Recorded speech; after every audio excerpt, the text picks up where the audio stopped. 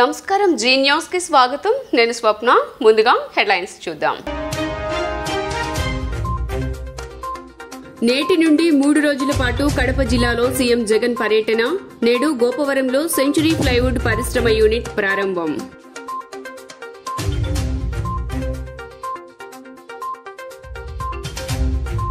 AP రాజకీయాల్లో కీలక పరిణామం చంద్రబాబును కలిసేందుకు విజయవాడ వచ్చిన ఎన్నికల వ్యూహకర్త ప్రశాంత్ కిషోర్ టీడీపీతో కలిసి పనిచేసే అవకాశాలున్నట్లు సమాచారం.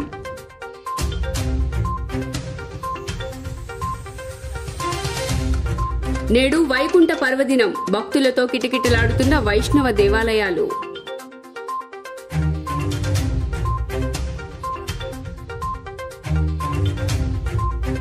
ఆంధ్రరత్న భవన్లో మాజీ ప్రధానమంత్రి పివి నరసింహారావు వర్ధంతి కార్యక్రమం పూలమాలలు వేసి నివాళులర్పించిన కాంగ్రెస్ నేతలు. ఇక డీటెయిల్స్ చూస్తే ఇవాల్టి నుంచి 3 రోజుల పాటు సీఎం జగన్ కడప జిల్లాలో పర్యటించనున్న సంగతి తెలిసిందే. ఈ పర్యటనలో భాగంగా బద్వేలు నియోజకవర్గం గోపవరంలో సెంచరీ ప్లైవుడ్ పరిశ్రమ యూనిట్ ను సీఎం జగన్ తమ చేతుల మీదుగా ప్రారంభించారు. గోపవరంలో సెంచరీ ప్లే పరిశ్రమలోని ఎండిఎఫ్ హెచ్పిఎల్ ప్లాంట్లను ఆయన ప్రారంభించారు. అనంతరం సంస్థ ఉద్యోగులతో ఇంటరాక్షన్ అయ్యారు. కడప జిల్లాలో పరిశ్రమల ఏర్పాటుపై ప్రభుత్వం ఫోకస్ పెట్టింది. బద్వేల్ నియోజకవర్గం గోపవరం దగ్గర 490 ఎకరాల్లో పారిశ్రామిక పార్కును ఏర్పాటు చేసింది. పారిశ్రామిక పార్కులో యాంకర్ యూనిట్గా సెంచరీ ప్యానల్స్ ఇండస్ట్రీ ఏర్పాటు జరిగింది. 100 ఎకరాల్లో 1000 కోట్ల పెట్టుబడితో పరిశ్రమ ఏర్పాటు చేశారు. 2266 మందికి ప్రత్యక్ష ఉపాధి, మరిన్ని వేల మందికి పరోక్ష ఉపాధి లభించనుంది. సరిగ్గా 2 ఏళ్ల కిందట సెంచరీ ప్యానల్స్ పరిశ్రమను డిసెంబర్ 23, 2021న భూమి పూజ చేశారు సీఎం జగన్. ఇవాళ సెంచరీ పరిశ్రమ యూనిట్ను సీఎం జగన్ ప్రారంభించడం గమనార్హం.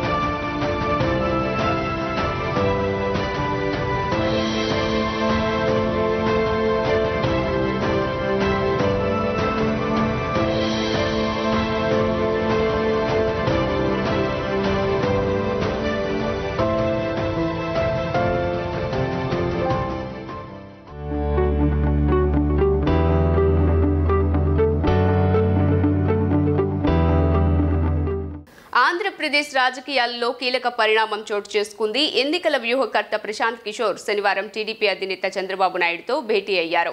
గత ఎన్నికల్లో వైసీపీకి వ్యూహకర్తగా పనిచేసిన పీకే జగన్మోహన్ రెడ్డిని అఖండ మెజారిటీతో గెలిపించారు. ఇప్పటికే జగన్ ఏ నిర్ణయం తీసుకోవాలన్నా ఐపాక్ సూచనలు తీసుకుంటూనే ఉంటారు. అలాంటిది ప్రశాంత్ కిషోర్ చంద్రబాబుతో భేటీ కావటం రాజకీయ వర్గాల్లో చర్చనీయాంశమైంది.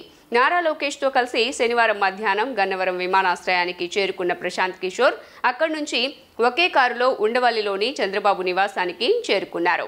అనంతరం టీడీపీ చీఫ్తో పీకే భేటీ అయ్యారు. ఆయనతో పాటు షో టైం కన్సల్టెన్సీ పేరిట టీడీపీకి ఇప్పటికే రాజకీయ వ్యూహకర్తగా ఉన్న రాబిన్ శర్మ టీం సభ్యులు సైతం చంద్రబాబుతో సమావేశమయ్యారు.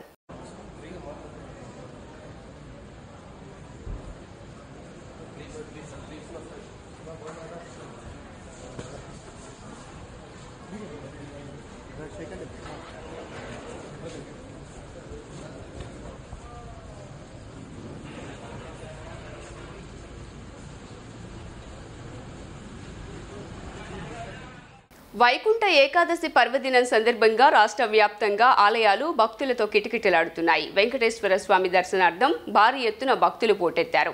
వైకుంఠ ఏకాదశి వేడుకలు వైభవంగా జరుగుతున్నాయి. 2 తెలుగు రాష్ట్రాల్లో ముక్కోటి ఏకాదశి పర్వదిన వేడుకలు అంగరంగ వైభవంగా జరుగుతున్నాయి. తిరుమల తిరుపతి దేవస్థానం, మంగళగిరి శ్రీ లక్ష్మీ నరసింహస్వామి దేవస్థానం, వాడపల్లి శ్రీ వెంకటేశ్వర స్వామివారి దేవస్థానంతో పాటు అన్ని వైష్ణవాలయాలు భక్తులతో కిక్కిరిసిపోయాయి. రాష్ట్రం నలుమూలల నుంచి విచ్చేసే భక్తజనం కోసం టీటీడీ మంగళగిరి దేవస్థానాలు ప్రత్యేక ఏర్పాట్లు చేశాయి. ముక్కోటి ఏకాదశి పర్వదినాన మహావిష్ణుమూర్తిని దర్శించుకున్న భక్తజనానికి వైకుంఠ ప్రాప్తి కలుగుతుందని భక్తుల ప్రగాఢ విశ్వాసం. మహావిష్ణువు యొక్క దర్శనం చేస్తే తప్పకుండా స్వర్గలోకం వస్తుంది, ఇహలోక భోగాలు కలుగుతాయని శాస్త్రం చెబుతుంది. అటువంటి ఐశ్వర్యప్రదమైన ఈ వైకుంఠ ఏకాదశి దర్శనం ఇతర క్షేత్రాల కంటే చాలా గొప్పది, పురాతనమైనది, పురాణాలలో ఉన్నది. అటువంటి మహాక్షేత్రం సింహాద్రి అప్పన్న సింహాసన క్షేత్రము. ఈ క్షేత్రంలో స్వామి దర్శనం చాలా ఆనందకరమైనది. ఈరోజు ఈ దర్శనం జరిగింది, మాకు చాలా సంతోషమైంది. భగవంతుడి యొక్క కృప ఈ రాష్ట్రానికి, దేశానికి పరిపూర్ణంగా స్వామి యొక్క కృప ఉండాలని మనస్ఫూర్తిగా కోరుతూ, ప్రజాస్వామ్య పరిరక్షణలో ఓటు అనేది అత్యంత కీలకమని 2024లో జరిగే సార్వత్రిక ఎన్నికల్లో ప్రతి ఒక్కరూ తమ ఓటు హక్కు వినియోగించుకునేలా రాష్ట్ర అధికారులు చర్యలు తీసుకోవాలని కేంద్ర ఎన్నికల సంఘం అధికారులు ఆదేశించారు. ఓటర్ల జాబితా తయారీలో 100% స్వచ్ఛత ఎంత ముఖ్యమో ప్రతి ఒక్కరూ తమ ఓటు హక్కు వినియోగించుకోవటం కూడా అంతే ముఖ్యమని ఈసీఐ ప్రతినిధుల బృందం సారథి senior deputy election commissioner Dharmendra Sharma అన్నారు. ఓటర్ల జాబితా ప్రత్యేక సంక్షిప్త సవరణ ఎస్ఎస్ఆర్ 2024 సాధారణ ఎన్నికల సన్నద్ధత కార్యకలాపాలపై శుక్రవారం విజయవాడలో సమీక్ష సమావేశం నిర్వహించారు. కేంద్ర ఎన్నికల సంఘం నుంచి సీనియర్ డిప్యూటీ ఎలక్షన్ కమిషనర్లు Dharmendra Sharma, Nitish Vyas, sweep director Santosh Ajmera, under secretary Sanjay కుమార్తో పాటు ఏపీ చీఫ్ ఎలక్టోరల్ అధికారి Mukesh Kumar Meena, additional chief electoral officer MN Harendra Prasad, joint chief electoral officer A Venkateswararao, state police nodal అధికారి వినీత్ బ్రిజ్లాల్ తదితరులు హాజరయ్యారు. ధర్మేంద్ర శర్మ మాట్లాడుతూ అర్హత ఉన్న వారందరూ ఓటు నమోదు చేసుకునేలా, ఓటు హక్కు వినియోగించుకునేలా ప్రోత్సహించడం ప్రధానమని చెప్పారు. బూత్ నియోజకవర్గ స్థాయిలో గతంలో నమోదైన పోలింగ్ శాతాలను పరిశీలించి తక్కువగా ఉన్న చోట అందుకు కారణాలను శాస్త్రీయంగా అధ్యయనం చేసి పోలింగ్ శాతం పెంచేందుకు చర్యలు తీసుకోవాలని చెప్పారు. భారత ఎన్నికల సంఘం మార్గదర్శకాలకు అనుగుణంగా systematic voters education and electoral participation కార్యక్రమాలు చేపట్టాలని సూచించారు. ఎలాంటి అవరోధాలు లేకుండా ఎన్నికల ప్రక్రియను పూర్తి చేసేందుకు సమగ్ర పటిష్ట ఎన్నికల నిర్వహణ ప్రణాళిక అవసరమని, స్వచ్ఛమైన ఓటర్ల జాబితాతో పాటు సుశిక్షితులైన మానవ వనరులు, మెటీరియల్ తదితరాలపై దృష్టి సారించాలన్నారు. ప్రస్తుతం ఇన్ఫర్మేషన్ టెక్నాలజీ వేదికలు ఓటర్ల జాబితా రూపకల్పన, ఎన్నికల నిర్వహణలో అత్యంత ప్రాధాన్యత సంతరించుకున్నాయని, ESMS Suvidha, encore, C Vigil, ETPBMS, voter turnout, counting votes యాప్లపై అధికారులు, సిబ్బందికి తప్పనిసరిగా అవగాహన ఉండాలన్నారు. Because we said that the IT platform requirement is a further facilitation. The statutory step lies in display of the affidavits on the notice board and prominent places in a physical sense. But you will also have to be, your team must understand that some steps can begin on the paper, but thereafter, once you feed the electronic platform within our own system, then कुछ core positions हैं which will be picked up again and again. So it has to be error free because we will not come back to you to verify what was the physical paper. So the name of the candidate, the name of the constituency. तो encore में जब आपको डाल देंगे तो उसके बाद including certificate of winning भी उसी से बनता चला जाएगा. So be very clear at what stage you ప్రపంచ కదలిక క్రీస్తు పుట్టుకతోనే మొదలైందని, అందుకే పుస్తకాల్లో క్రీస్తు పూర్వం, క్రీస్తు శకం అని ఉందని తూర్పు నియోజకవర్గ శాసనసభ్యులు గద్దె రామ్మోహన్ అన్నారు. క్రీస్తు పుట్టుక ప్రపంచాన్ని ప్రభావితం చేసిందని పేర్కొన్నారు. శాంతి, సహనం, ఐక్యత వంటి సందేశాలు బైబిల్ ద్వారా ఇవ్వబడ్డాయని తెలిపారు. తూర్పు నియోజకవర్గంలో బాబు షూరిటీ భవిష్యత్తుకు గ్యారంటీ కార్యక్రమంలో భాగంగా ఎమ్మెల్యే గద్దె రామ్మోహన్ 21వ డివిజన్ పాత పోలీస్ స్టేషన్ రోడ్డు ప్రాంతంలో పర్యటించారు. అనంతరం జరిగిన సెమీ క్రిస్మస్ వేడుకలో పాల్గొని ప్రత్యేక ప్రార్థనలు చేశారు. అనంతరం క్రైస్తవులకు నిత్యావసర సరుకులు పంపిణీ చేసి దైవజనులను సన్మానించారు. ఈ సందర్భంగా గద్దె మాట్లాడుతూ ప్రపంచవ్యాప్తంగా క్రిస్మస్ వేడుకలు ఘనంగా జరుగుతాయని చెప్పారు. ప్రపంచం కదలిక క్రీస్తు పుట్టుకతోనే మొదలైందని, అందుకే పుస్తకాల్లో క్రీస్తు పూర్వం, క్రీస్తు శకం ఉందని చెప్పారు. క్రీస్తు పుట్టుక ప్రపంచాన్ని ప్రభావితం చేసిందని పేర్కొన్నారు. శాంతి, సహనం, ఐక్యత వంటి సందేశాలు బైబిల్ ద్వారా ఇవ్వబడ్డాయని చెప్పారు. చంద్రబాబు పాలనలో క్రిస్మస్ పండుగ సమయంలో క్రిస్మస్ కానుక ఇచ్చేవారని, ప్రస్తుతం వైసీపీ ప్రభుత్వంలో అలాంటి కానుకలు లేవని విమర్శించారు. నా ఎస్సీలు, ఎస్టీలు అని చెప్పుకునే జగన్ పేదలను ఇబ్బందులకు గురి చేస్తున్నారని చెప్పారు. రాష్ట్రంలో ఉపాధి అవకాశాలు లేక అనేక మంది వలసలు వెళ్ళిపోతున్నారని చెప్పారు. క్రిస్మస్ కానుకలు రద్దు చేసిన ముఖ్యమంత్రి జగన్ అని విమర్శించారు. క్రిస్మస్ శుభాకాంక్షలు తెలియజేస్తూ యావత్ ప్రపంచానికి, ఎందుకంటే ఈ ప్రపంచంలో ప్రతి ఒక్క దేశంలోనూ ఖచ్చితంగా క్రిస్మస్ పండుగ చేసుకునే దేశాల్లో ప్రపంచంలో ఒక్క దేశం కూడా మినహాయింపు లేదు. అన్ని దేశాల్లోనూ క్రిస్మస్ సెలబ్రేట్ చేసుకుంటారు. అంతేకాకుండా ఈ ప్రపంచం యొక్క కథలకే క్రీస్తు పుట్టిన తర్వాతే మొదలైంది. అందుకే మనం ఇప్పుడు కూడా పుస్తకాలు చదువుతాం, క్రీస్తు పూర్వం, క్రీస్తు శకం అని. అంటే ఒక వ్యక్తి, ఒక దేవుడు పుట్టుక ప్రపంచాన్నే ప్రభావితం చేసిందని చెప్పడానికి ఒక్క ఉదాహరణ చాలు. క్రీస్తు పుట్టిన రోజు ముందు జరిగినంతా కూడా క్రీస్తు పూర్వం అంటాం, క్రీస్తు పుట్టిన తర్వాత జరిగేదంతా కూడా క్రీస్తు శకం అంటాం. అంతేకాదు వాళ్ళు జనవరి 1 వచ్చిందంటే క్రీస్తు పుట్టిన తర్వాతే ఈ భూమిలో ఒక క్రమం, ఒక విధానం మొదలైందని చెప్పడానికి అది ఒక ఉదాహరణ. ఆయన డిసెంబర్ 25న పుడితే వారం రోజులకి సంవత్సరం మొదలైంది, జనవరి 1.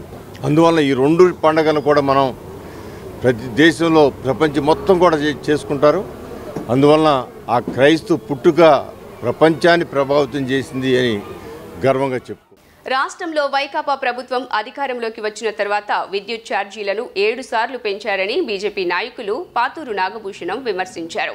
తూర్పు నియోజకవర్గంలోని కృష్ణలంక రాణిగారి తోటలో గల విద్యుత్ సబ్స్టేషన్ వద్ద రాష్ట్రంలో పెరిగిన విద్యుత్ ఛార్జీలకు వ్యతిరేకంగా నిరసన కార్యక్రమాన్ని నిర్వహించారు. బీజేపీ రాష్ట్ర నాయకత్వం పిలుపు మేరకు రాష్ట్ర ప్రభుత్వం విధిస్తున్న విద్యుత్ భారాలకు వ్యతిరేకంగా విద్యుత్ సబ్స్టేషన్ ఎదుట బీజేపీ నగర శాఖ నిరసన కార్యక్రమాలు చేపట్టింది. ఈ నిరసన కార్యక్రమంలో పాల్గొన్న ఆ పార్టీ నేత పాతూరు నాగభూషణం మాట్లాడుతూ విద్యుత్ ఛార్జీలతో ప్రజలు తీవ్ర ఇబ్బందులు గురవుతున్నారని ఆవేదన వ్యక్తం చేశారు. సీఎం జగన్ ప్రతిపక్ష హోదాలో ఉన్నప్పుడు అనేక హామీలు ఇచ్చి ప్రజలను మోసం చేశారని విమర్శించారు. రైతులకు మీటర్లు పెట్టి వారిపై కూడా అదనపు భారాన్ని మోపుతున్నారని, అందిన కాడికి అప్పులు తీసుకొచ్చి అధిక పన్నులు విధించి రాష్ట్రాన్ని సర్వనాశనం చేశారని ఎద్దేవా చేశారు. ఇక్కడ ఈ రాష్ట్రంలో నేను విద్యుత్ ఛార్జీలు పెంచుతాను, రైతులకు మీటర్లు పెడతాను, అదేవిధంగా స్వచ్ఛ భారత్ ట్యాక్స్ వేస్తాను, మున్సిపాలిటీల్లో ట్యాక్స్ వేస్తానని చెప్పి ఆ రోజున మరి ఆర్బీఐకి ఒక లెటర్ ఇచ్చి ఈ రోజున ప్రజల యొక్క డబ్బుల్ని దోచుకోవడమే కాకుండా ఇవాళ ఎలక్ట్రిసిటీ డిపార్ట్మెంట్నే అంత అప్పులు కుప్పలుగా చేసినటువంటి ఘనత జగన్మోహన్ రెడ్డి గారు. అదేవిధంగా ఈ రాష్ట్రాన్ని ఈ తెచ్చిన అప్పుల్ని దేనికి వాడుతున్నారో కూడా తెలియనటువంటి పరిస్థితి.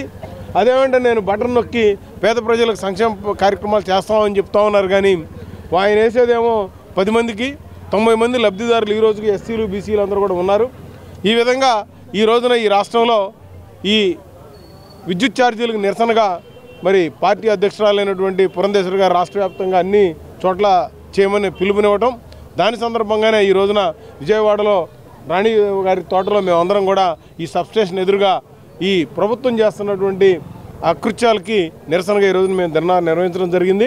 తప్పకుండా వీటిని రేట్లు తగ్గించేంత వరకు కూడా మా పోరాటం ఆగదని మనవి చేస్తూ సెలవు తీసుకుంటున్నాం. రాష్ట్రం అంతా కూడా పురంధేశ్వరి గారు రాష్ట్ర అధ్యక్షురాలు పిలుపు మేరకు జగన్మోహన్ రెడ్డి గారు ఇవాళ ప్రజల్ని ఈ విద్యుత్ ఛార్జీలు మోత బరువు ఏదైతే వాళ్ళ మీద మోపుతున్నారో ఇది ఒక దోపిడీ కిందే మేమందరం పరిగణిస్తున్నాం. ఇటువంటి దోపిడీ నుంచి ఆయన విరమించుకోవాలా. ఇవాళ మేము చేసే ధర్నా ప్రజల మీద ఆయన చూపించే ఆకృత్యాల కిందనే దీన్ని పరిగణించాలి. ఎందుకంటే ఆయన ఎలక్షన్స్ ముందు చేసిన ఎటువంటి వాగ్దానాలు కూడా పూర్తి అవ్వకపోగా ఇవాళ వాళ్ళ మీద భారాలు పెంచుతూ ఆయన ఇచ్చే నవరత్నాలు ఏ విధంగా లాక్కోవాలనే ఉద్దేశం తప్ప ఇంకా వేరేది ఏమీ కనిపించలేదు. ప్రజలు ఆ మబ్బి నుంచి బయటికి తొలగాలని కూడా మేమందరం కోరుకుంటున్నాం. రాజకీయాలలో నైతిక విలువల కోసం చివరి వరకు పోరాడిన మహనీయుడు పివి నరసింహారావు అని కాంగ్రెస్ పార్టీ నగర అధ్యక్షులు నరహరిశెట్టి నరసింహారావు అన్నారు. భూ సంస్కరణలు తీసుకువచ్చిన మహనీయుడు అని కొనియాడారు. ఆయన ఆశయ సాధన కోసం కాంగ్రెస్ పార్టీ నిరంతరం కృషి చేస్తోందని తెలిపారు. ఏపీ కాంగ్రెస్ కమిటీ నగర కాంగ్రెస్ కమిటీ ఆధ్వర్యంలో మాజీ ప్రధానమంత్రి పివి నరసింహారావు వర్ధంతి కార్యక్రమాన్ని ఆంధ్రరత్న భవన్లో నిర్వహించారు. ఈ కార్యక్రమంలో పార్టీ నగర అధ్యక్షులు నరహరిశెట్టి నరసింహారావు, పార్టీ నాయకులు పివి నరసింహారావు చిత్రపటానికి పూలమాల వేసి నివాళులర్పించారు. అనంతరం వారు మాట్లాడుతూ రాజకీయాల్లో నైతిక విలువలు ఉండాలని, ఆ విలువల కోసం చివరి వరకు పోరాడిన మహనీయుడు పివి నరసింహారావు అని అన్నారు. తెలుగువాడిగా ఆయన ఉన్నత శిఖరాలను అధిరోహించారని అన్నారు. పార్టీని నమ్మేవారికి, పార్టీ సిద్ధాంతాలను ప్రజల్లోకి తీసుకువెళ్లేసరికి తూచా తప్పకుండా అమలు చేసేవారికి పివి నరసింహారావులా ఉన్నత శిఖరాలు అధిరోహించే అవకాశం ఉంటుందన్నారు. భూ సంస్కరణలు తీసుకొచ్చిన మహనీయుడు పివి నరసింహారావు అని, ఆయన్ను కాంగ్రెస్ పార్టీ ఎప్పుడూ హృదయంలో పెట్టుకుందనన్నారు. ఆయన ఆశయ సాధన కోసం కృషి చేస్తామన్నారు. ఆంధ్రప్రదేశ్ కాంగ్రెస్ కమిటీ మరియు విజయవాడ నగర కాంగ్రెస్ పార్టీ సంయుక్త ఆధ్వర్యంలో ఆంధ్రరత్న భవన్లో ఈరోజు ప్రముఖ స్వాతంత్ర సమరయోధులు, అఖిల భారత కాంగ్రెస్ పార్టీ పూర్వపు అధ్యక్షులు, ఈ దేశానికి ప్రధానమంత్రిగా చేసినటువంటి తెలుగు జాతి ముద్దుబిడ్డ, బహుభాషా కోవిదుడు, రాజనీతిజ్ఞుడు, ప్రముఖ న్యాయవాది, ఆంధ్రప్రదేశ్ కూడా ముఖ్యమంత్రి వారు పనిచేయడం కూడా జరిగింది. కేంద్రంలో ఆయన చేయనటువంటి శాఖల్లో అన్ని శాఖలు చేశారు. ఆఖరిగా భారత ప్రధానిగా కూడా చేశారు. పివి నరసింహారావు వర్ధంతిని పురస్కరించుకుని ఈ కార్యక్రమం ఏర్పాటు చేసి జరిగింది. ఈ కార్యక్రమానికి వచ్చినటువంటి ఉజ్జాల జోసెఫ్ గారు, మోదాల జోసెఫ్ గారు, ఇమ్రాన్ గారు, శాస్త్రి గారు, అలాగే అన్నగారు మచిలీపట్నం జిల్లా కాంగ్రెస్ పార్టీ అధ్యక్షులు మా వింతా సంజయ్ రెడ్డి గారు, అశోక్ గారు, ఆంధ్రప్రదేశ్ కాంగ్రెస్ కమిటీ ఉపాధ్యక్షులు గుండాదం గారు, గణేష్ గారు, అన్సారి గారు, ఆంధ్రప్రదేశ్ ఎస్సీ విభాగ చైర్మన్ సోదరులు సాకే శంకర్ గారు, అందరికి కూడా పేరు పేరున ధన్యవాదాలు తెలియజేస్తూ, ఒకటే వాళ్ళ రాజకీయాల్లో నైతిక విలువలు ఉండాలి. ఆ నైతిక విలువల వరకు చివరి వరకు పోరాటం చేసినటువంటి మహనీయుడు పివి నరసింహారావు గారు. మన తెలుగువారిగా ఆయన ఉన్నత శిఖరాలను ఎంతవరకు వెళ్ళాలి అంతవరకు కూడా ఈ జాతీయ కాంగ్రెస్ పార్టీ ఆయనకు సముచిత స్థానాన్ని అధిష్టానం వచ్చిందని కూడా ఇదంతా మనవి చేస్తూ, నరసింహారావు గారు జగమెరిగినటువంటి కాంగ్రెస్ నాయకుడు, అఖిల భారత కాంగ్రెస్ నాయకుల్లో అగ్రగణ్యుల్లో ఆయన ఒకరు. రాష్ట్రం యొక్క అభివృద్ధిలో కానీ దేశం యొక్క అభివృద్ధిలో కానీ ఆయన పాత్ర ప్రత్యేకమైంది, అది ఎవరు కాదనలేంది. బహుభాషా కోవిదుడు, ఎంతో గొప్ప బాధ్యతలు తీసుకున్నటువంటి, గురుతర బాధ్యతలు స్వీకరించినటువంటి మహానాయకుడు, రాజనీతిజ్ఞుడు. అన్నగారు చెప్పినట్లుగా ఆయన్ని కొనియాడాలంటే ఎన్ని పుస్తకాలైనా రాయొచ్చు. ఆయన చేసినటువంటి కార్యక్రమాలు ఈ రోజున భారతదేశం ఎంత ముందుకు పోతా ఉంది అంటే కారణం ఆయనే. మరి ఎకనామిక్స్ రిఫార్మ్స్ తీసుకొచ్చి ఫ్రీ ఎకానమీ ద్వారా, సరళీకృత ఆర్థిక విధానం ద్వారా ఆర్థిక సంస్కరణలు తీసుకొచ్చినటువంటి, రాష్ట్రంలో భూ సంస్కరణలు తీసుకొచ్చినటువంటి ప్రముఖ నాయకుడు పివి నరసింహారావు గారికి మేమందరం కూడా శ్రద్ధాంజలి ఘటించాం. ఆయన యొక్క చరిత్ర, ఆయన యొక్క సేవలు కాంగ్రెస్ పార్టీ ఎన్నటికీ మరవదని చెప్పి, మేము కూడా ఎన్నడూ మరవమని చెప్పి తెలియజేస్తూ సెలవు. సిఐటియు ఆధ్వర్యంలో రాష్ట్ర వ్యాప్తంగా 12వ రోజు అంగన్వాడీ వర్కర్స్ యూనియన్ సమ్మె కొనసాగుతోంది. ఈ నేపథ్యంలో ఎన్టీఆర్ జిల్లా మైలవరం నియోజకవర్గ కేంద్రంలో శిశు సంక్షేమ శాఖ మంత్రి ఉషశ్రీ చరణ్ కు చెప్పుల దండలు వేసి అంగన్వాడీలు తమ నిరసనను తెలిపారు. అంగన్వాడీ వర్కర్స్ మరియు హెల్పర్స్ తమ ఆవేదనను రోజుకో రీతిలో కనబరుస్తూ ఉద్యమాన్ని తీవ్రతరం చేస్తున్నారు.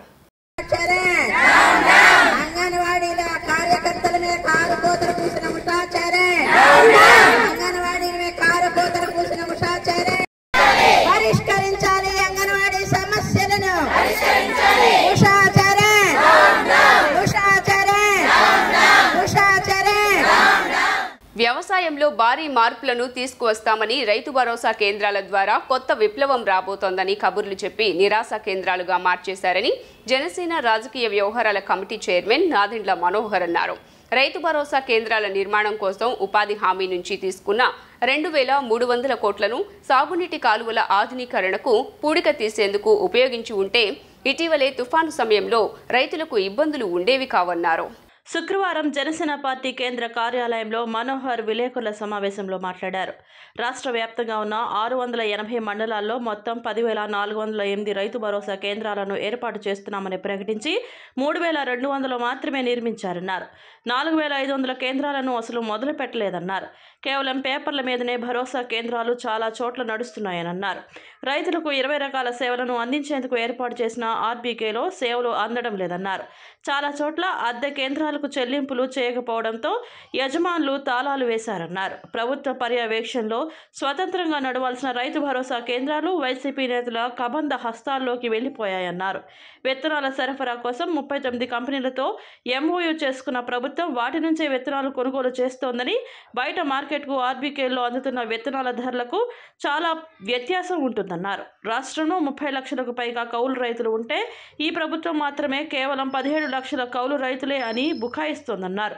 రైతు భరోసా కేంద్రాల నిర్మాణం కోసం ఉపాధి హామీ నుంచి తీసుకున్న 2,300 కోట్లను సాగునీటి కాలువల ఆధునీకరణకు పూడిక తీసేందుకు ఉపయోగించి ఉంటే ఇటీవల తుఫాను సమయంలో రైతులకు ఇబ్బందులు ఉండేవి కావన్నారు. వ్యవసాయాన్ని అంధకారంలోకి నెట్టి రైతులను నిలువుగా మోసం చేసిన వైసీపీ ప్రభుత్వం ఖచ్చితంగా రాష్ట్ర రైతాంగానికి సమాధానం చెప్పాలని నాదెండ్ల మనోహర్ డిమాండ్ చేశారు. జనసేన పార్టీ నిర్వహించే ఈ పత్రికా సమావేశంలో వ్యవసాయ రంగానికి సంబంధించిన కొన్ని విధానాలు ఈ ప్రభుత్వం జగన్మోహన్ రెడ్డి గారు ముఖ్యమంత్రి అయిన తర్వాత రాష్ట్రంలో రైతన్నకే పెద్దపీట వేస్తామని, వ్యవసాయ రంగాన్నే ఊహించని విధంగా అభివృద్ధి చేస్తామని, రైతు జీవితాలనే మార్చేస్తామని చెప్పిన ఈ ప్రభుత్వం ఒక అంతర్జాతీయ సంస్థ కేపీఎంజీ కన్సల్టెంట్స్ని కూడా వీళ్ళు హైర్ చేసి రైతు భరోసా కేంద్రాలు ఒక గేమ్ చేంజర్గా, అంటే కనివిని ఎరుగని రీతిలో వ్యవసాయ రంగంలో ఒక మార్పు తీసుకొచ్చే విధంగా ఈ రైతు భరోసా కేంద్రాలు సుమారు 10,780 రైతు భరోసా కేంద్రాలు మన రాష్ట్రంలో ఏర్పాటు చేస్తున్నట్టు 2020లో ఈ ప్రభుత్వం నిర్ణయం తీసుకుంది. గత 2 సంవత్సరాల నుంచి జనసేన పార్టీ, మా నాయకులు, మీ అందరం కూడా అనేక జిల్లాల్లో పర్యటిస్తున్నప్పుడు రైతు భరోసా కేంద్రాలు మన రాష్ట్రంలో ఒక పెద్ద స్కామ్ అనేది మేము చెప్పుకుంటూనే వచ్చాం. ఈ 10,780 రైతు భరోసా కేంద్రాలు మంజూరు చేసినప్పుడు చివరికి ఆ సంఖ్యని 10,408కి ఈ రాష్ట్ర ప్రభుత్వం తగ్గించి జాతీయ ఉపాధి హామీ పథకంతో లింక్ పెట్టి 2,300 కోట్ల రూపాయలు వీళ్ళు ఈ భవన నిర్మాణాల కోసం వాళ్ళు వెచ్చించారు. ఈ సమావేశంలో పార్టీ పీఏసీ సభ్యులు పంతం నానాజీ, ముత్తా శశిధర్, రాష్ట్ర ప్రధాన కార్యదర్శి బోనబోయిన శ్రీనివాస్ యాదవ్, నాయకులు చిలపల్లి శ్రీనివాస్, కళ్యాణం శివ శ్రీనివాస్, గాదె వెంకటేశ్వరరావు, పంచకర్ల రమేష్ బాబు, షేక్ రియాజ్, డాక్టర్ పసుపులేటి హరిప్రసాద్, బండ్రెడ్డి రామకృష్ణ, పోతిన వెంకట మహేష్, అక్కల రామ్మోహన్ రావు తదితరులు పాల్గొన్నారు. వైకుంఠ ఏకాదశి పర్వదినం సందర్భంగా తెలుగు రాష్ట్రాల్లోని వైష్ణవ ఆలయాలు భక్తులతో కిటకిటలాడుతున్నాయి. తెల్లవారుజామునే స్వామివారి దర్శనం కోసం ఆలయాల వద్ద భక్తులు బారులు తీరారు. విజయవాడ శివరామ క్షేత్రంలో స్వామివారిని ప్రత్యేకంగా అలంకరించి ఉత్తర ద్వార దర్శనం కల్పించారు. స్వామివారిని ఉత్తర ద్వార దర్శనం చేసుకునేందుకు భక్తులు భారీగా అధిక సంఖ్యలో ఆలయాలకు తరలివచ్చారు. ధనుర్మాసం శుక్లపక్షంలో వచ్చే ఏకాదశి రోజున 3 కోట్ల మంది దేవతలు భూలోకానికి వచ్చి శ్రీ మహావిష్ణువును పూజిస్తారని పురాణాలు చెబుతున్నాయి. ఈ రోజున ఆలయాల్లో ఉత్తర ద్వారం గుండా విష్ణుమూర్తిని దర్శించుకుంటే సమస్త పుణ్య పరంపరలు చేకూరుతాయని భక్తుల విశ్వాసం. శ్రీయకాంతాయ కళ్యాణ నిధయేధినాం శ్రీవేంకట నివాసాయ శ్రీ శ్రీనివాసాయ మంగళం. భక్తులందరికీ శ్రీవారి యొక్క వైకుంఠ ఏకాదశి శుభాకాంక్షలు, అట్లాగే శ్రీవారి యొక్క ఆశీస్సులు మీకు ఎల్లవేళలా ఉండాలని కోరుకుంటున్నాం. పూర్వము శ్రీ మహావిష్ణువు మురాసురుడు అనే ఒక రాక్షసుడితో యుద్ధం చేస్తూ ఉండగా స్వామివారు ఆ యుద్ధం కొన్ని సంవత్సరాలుగా జరిగింది. ఆ సంవత్సరాల జరిగిన యుద్ధంలో స్వామివారు అలసిపోయి ఒక గృహలో నిద్రిస్తూ ఉండగా ఆ మురాసురుడు దొంగతనంగా స్వామివారిని చంపడానికి వస్తే ఆ స్వామివారి యొక్క దేహం నుంచి ఒక కన్యకు ఉద్భవించి మురాసురుడు యుద్ధం చేసి మురాసుని సంహరిస్తుంది. అలా సంహరించిన మురాసు సంహరిస్తుంది. స్వామివారు యోగంతి నుంచి లేచి ఆ కన్యను చూసి ఆ కన్యక ఏమంటుందంటే ఆ కన్యక ఏకాదశిని పేరు పెట్టి ఆ రోజు ఎవరైతే విష్ణు సమీపంలో ఉపవాసాలు కానీ అట్లాగే విష్ణు సంబంధించిన పూజలు కానీ గానాలు భక్తితో ప్రవచనాలను చేస్తే వారికి వైకుంఠ ప్రాప్తి కలుగుతుందని చెప్పారు. ఆ విధంగా మురాసురుడిని సంబంధించిన ఆ కన్యకి ఏకాదశిని పేరు పెట్టారన్నమాట. ఈ వైకుంఠ ఏకాదశి అంటే మనకి 2 ఆయనాలు ఉంటాయి, ఉత్తరాయణం దక్షిణాయనం అని. ఉత్తరాయణం అయిపోయి దక్షిణాయనం అయిపోయి ఉత్తరాయణం వస్తుండగా ఈ వైకుంఠ ఏకాదశి అనేది వస్తుంది. వైకుంఠ ఏకాదశి అంటే స్వామివారు వైకుంఠంలో అందరికీ దర్శనం ఇస్తుంటారు అన్నమాట. అందులో దీన్ని వైకుంఠ ఏకాదశి అని పిలిచారు. ఈ వైకుంఠ ఏకాదశి రోజున ఉత్తరముఖంగా స్వామివారిని మనం దర్శనం చేసుకుంటాం. అంటే యమ బాధలు, యముడికి సంబంధించిన ఏమన్నా దోషాలున్నా పోతాయని ప్రతీక. అయితే ఈ ఉత్తర ద్వారంగా స్వామివారి దర్శనం చేసుకుంటే వైకుంఠంలోకి ఉంటామని. దక్షిణాంనాయ శ్రీ శృంగేరి శారదాపీఠ పరిపాలనలో ఉన్నటువంటి విజయవాడలో శివరామకృష్ణ క్షేత్రం చాలా ప్రసిద్ధి చెందిందిగా భక్తులందరికీ తెలిసినటువంటి విషయం. ముఖ్యంగా ఈ ధనుర్మాసంలో ఈ రోజున ముక్కోటి ఏకాదశి. ఈరోజు ప్రాతకాలంలో 5:15 నుంచి స్వామివారి ఉత్తరద్వార దర్శన ప్రవేశాన్ని కలగజేశాం. ఆ క్షణం నుంచి ఈ క్షణం వరకు భక్తజనులందరూ కూడా ఆ స్వామిని దర్శించుకుని ఆ స్వామి అనుగ్రహాన్ని పొందటానికి బారులు తీరి క్రమశిక్షణగా ఆ స్వామి అనుగ్రహాన్ని పొందుతున్నారు. మొన్నటి వరకు జరిగినటువంటి కార్తీక మాసం, వెంటనే ధనుర్మాసం, వెంటనే మాఘమాసం, ఇలా ప్రతి మాసం కూడా శివరామకృష్ణ క్షేత్రంలో జగద్గురువులు భారతీ తీర్థ మహాసన్నిధానం వారు, జగద్గురువులు శ్రీ విధుశేఖర భారతీ సన్నిధానం వార్ల అనుగ్రహంతో ప్రతి వైదిక కార్యక్రమం కూడా ఇక్కడ విశేషంగా జరపబడుతోంది. ఇప్పుడు మొన్న నవంబర్ 10వ తేదీ అంటే మార్గశిర ఆశ్వయుజ బహుళ ద్వాదశి నాడు జగద్గురువులు భారతీ తీర్థుల వారు సన్యాసాశ్రమ స్వీకారం చేసి 50వ సంవత్సరంలోకి అడుగుబడిన సందర్భంగా 50 రోజుల పాటు శృంగేరి జగద్గురు పరంపర అనేటువంటి విషయం మీద ఇక్కడ ప్రవచనాలు జరుగుతున్నాయి. ఈ నెల 29వ తేదీ వరకు ప్రస్తుతం భారతీ తీర్థుల వారి మీద మల్లాది చంద్రశేఖర శాస్త్రి గారి కుమారుడైనటువంటి వెంకట రఘునాథ శర్మ గారి చేత కార్యక్రమం నిర్వహించబడుతోంది. ఈ కార్యక్రమం ఈ నెల 29న ముగుస్తుంది. తర్వాత తదుపరి విశేష కార్యక్రమాలు ఈనాటి ఈ ప్రత్యేక కార్యక్రమంలో ఇంతమంది సుదూర ప్రాంతాల నుంచి కూడా శివరామకృష్ణ క్షేత్రంలో ఆ స్వామిని దర్శించుకోవడానికి విచ్చేస్తున్నటువంటి భక్తజన మహాశయులందరికీ కూడా జగద్గురువుల అనుగ్రహ ఆశీస్సులు పొందగలరని ఆశిస్తూ నా పేరు శిష్లా హనుమత్ ప్రసాద్, ధర్మాధికారి, శివరామకృష్ణ క్షేత్రం. విజయవాడ పాత బస్తీలోని పాత శివాలయంలో అయ్యప్ప పడి పూజ కన్నుల పండుగగా సాగింది. ఆర్ఎస్ఆర్ ఫ్రూట్స్ పుట్టెపు రాజేష్ లలిత దంపతుల ఆధ్వర్యంలో జరిగిన పూజలో అయ్యప్పలతో పాటు సామాన్య భక్తులు పాల్గొన్నారు. శబరిమల అయ్యప్ప ఆలయ అర్చకులు మురళీ నంబూద్రి నేతృత్వంలో ఉదయం గణపతి హోమం నిర్వహించారు. సాయంత్రం జరిగిన అయ్యప్ప భజనలో అయ్యప్ప దీక్షధారులు ఆ అయ్యప్పను కొలుస్తూ ఆడుతూ పాడుతూ తన్మయత్వంలో మునిగిపోయారు. రాజేష్, లలిత, కార్తీక్లు మణికంఠునికి పుష్పాభిషేకం నిర్వహించారు. అనంతరం మురళీ నంబూద్రిని అయ్యప్ప స్వాములు ఘనంగా సత్కరించారు. ఈ పూజా కార్యక్రమంలో ఆర్ఎస్ఆర్ ఫ్రూట్స్ ఆధ్వర్యంలో ఆలయ ప్రాంగణాన్ని రకరకాల పుష్పాలు, పండ్లతో అలంకరించిన తీరు అందరినీ ఆకట్టుకుంది. హరివరాసనం పాటతో అయ్యప్పకు జోలపాడిన అనంతరం స్వాములకు, భక్తులకు వివిధ రకాల వంటకాలతో భిక్ష ఏర్పాటు చేశారు. ప్రతి ఏటా ఇక్కడ స్వాములు మాలధారణ చేసి శబరిమల వెళ్తారని రాజేష్, లలిత దంపతులు ఇక్కడ స్వామివారికి అభిషేకాలు, అర్చనలు, హోమాలు నిర్వహించినట్లు మురళీ నంబూద్రి స్వామి చెప్పారు.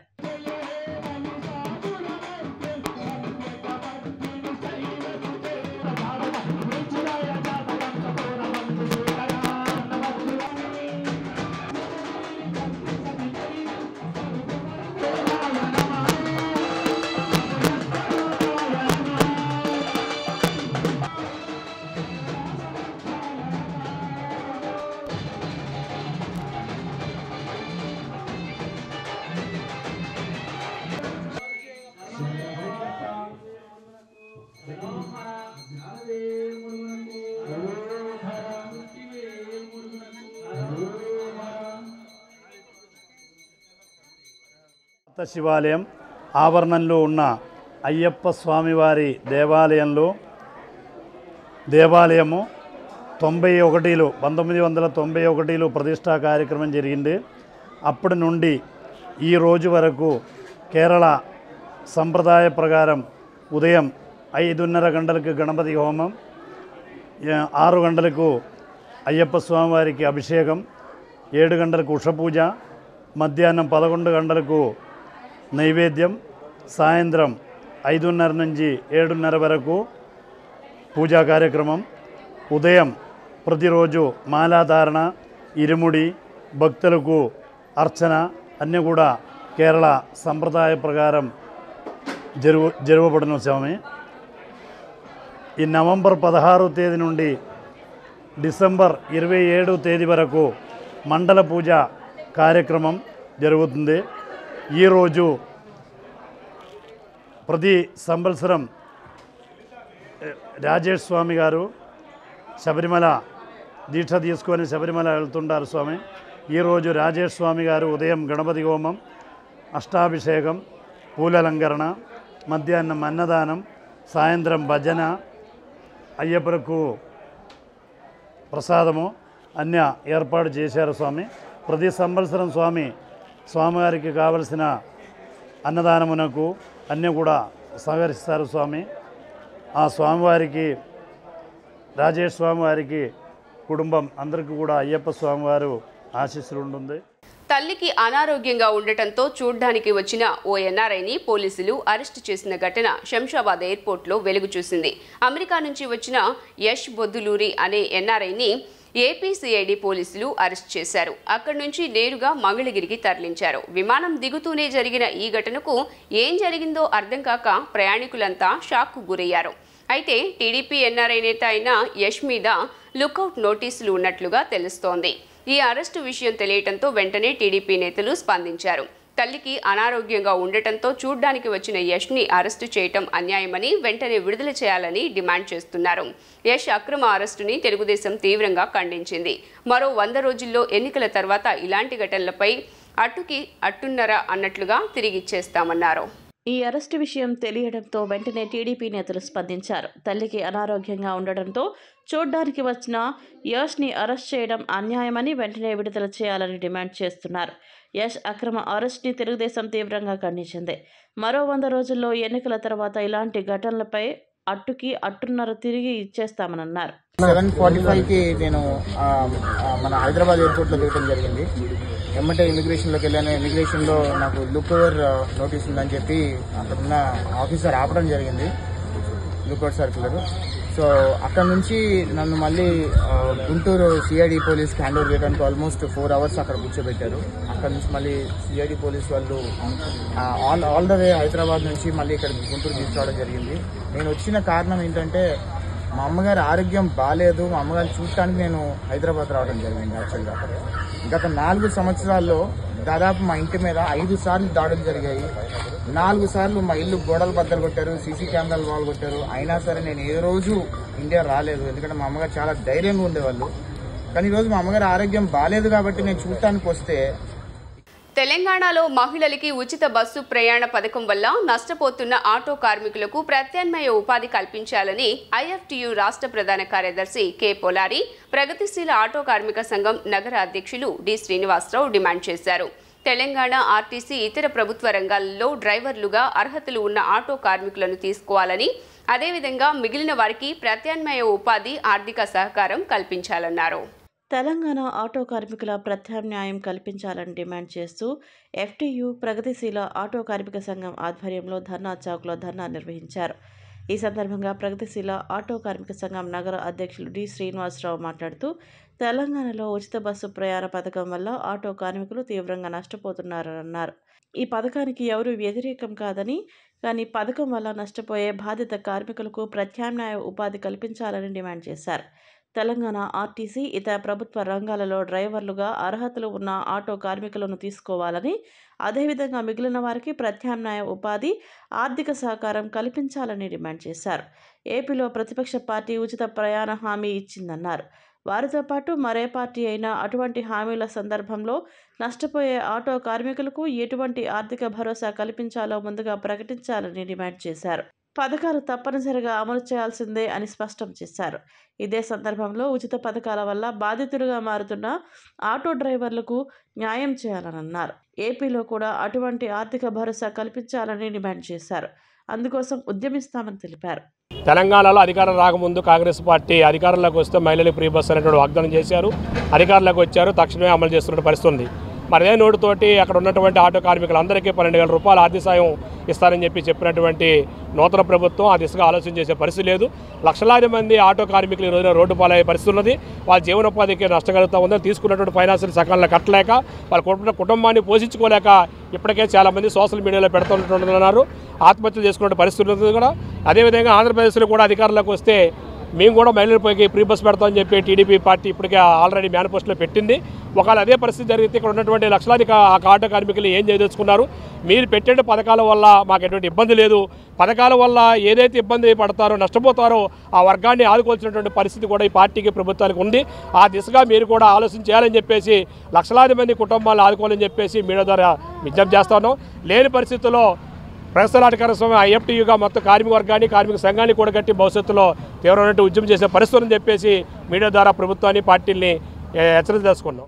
ప్రభుత్వాలు ఉచిత పథకాలు లేదా సంక్షేమ పథకాలు ప్రవేశపెట్టడం అవసరం, ప్రజలకు సంబంధించి ఆదుకోవాల్సిన అవసరం ఉంది. అది మేము కాదంటలేదు. కానీ అదే సందర్భంలో ఆ పథకాల ద్వారా ఏదైనా కొరకు నష్టపోతే ఆ వర్గానికి న్యాయం చేయాల్సిన బాధ్యత కూడా ఆ ప్రభుత్వానికి ఉంటుంది. ఇవాళ తెలంగాణలో కర్ణాటకలో ఉచిత బస్సు పథకాల కారణంగా ఆటో కార్మికులు ఇబ్బంది పడుతూ ఉన్నారు. తెలంగాణలో ఆందోళన చేస్తూ ఉన్నారు. తెలంగాణలో ఆందోళన చేస్తున్న ఆటో కార్మికులు మేము మద్దతు ప్రకటిస్తూ ఉన్నాం, సంఘీభావం ప్రకటిస్తూ ఉన్నాం. ముఖ్యంగా ఏదైతే పథకం ద్వారా మరి ఉపాధి కోల్పోతున్న ఆటో రంగం ఉందో ఈ రంగం కార్మికుల్ని ప్రభుత్వ రంగంలో కానీ ఆర్టిస్టులో కానీ వాటిల్లో మీరు అవుట్సోర్సింగ్లో ఇతరత్ర ఉద్యోగాలు కల్పించే అవకాశం ఉంది. ఆ రకంగా అవకాశాలు కల్పించాలని డిమాండ్ చేస్తున్నాం. అదే రకంగా ఆర్థిక సహకారం కూడా అందించాలని డిమాండ్ చేస్తున్నాం. మన రాష్ట్రంలో కూడా ఒక పార్టీ ఇలాంటి పథకం అమలు చేస్తామని ప్రకటించింది. లేదా మరికొన్ని పార్టీలు ముందుకు రావచ్చు. సరే, ఆ పథకాన్ని మేము స్వాగతిస్తా ఉన్నాం. కానీ ఆ సందర్భంగా ఈ రాష్ట్రంలో ఆ పథకం అమలు చేస్తే వచ్చే పరిణామాలు ఏవైతే ఉన్నాయో ఆ ఇబ్బందులు దృష్టిలో అవుతుంది. ఆటో కార్మికులకి మరి అన్ని రకాలుగా ఆదుకునేందుకు ఆ పార్టీ కూడా ఆలోచన చేయాలని సందర్భంగా మేము తెలియజేస్తాం. వార్తలు ముగించే ముందు హెడ్లైన్స్ మరోసారి. నేటి నుండి 3 రోజుల పాటు కడప జిల్లాలో సీఎం జగన్ పర్యటన. నేడు గోపవరంలో సెంచురీ ప్లైవుడ్ పరిశ్రమ యూనిట్ ప్రారంభం.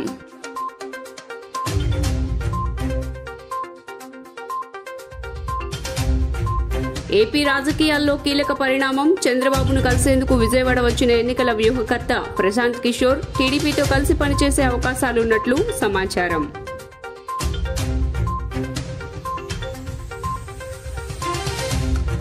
నేడు వైకుంఠ పర్వదినం. భక్తులతో కిటకిటలాడుతున్న వైష్ణవ దేవాలయాలు.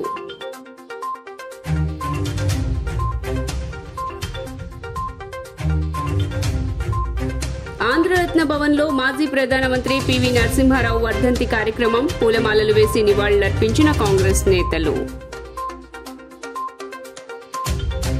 జీ న్యూస్ ఇంతటితో సమాప్తం. తిరిగి వార్తల్లో మళ్ళీ కలుద్దాం. అంతవరకు సెలవు. నమస్కారం.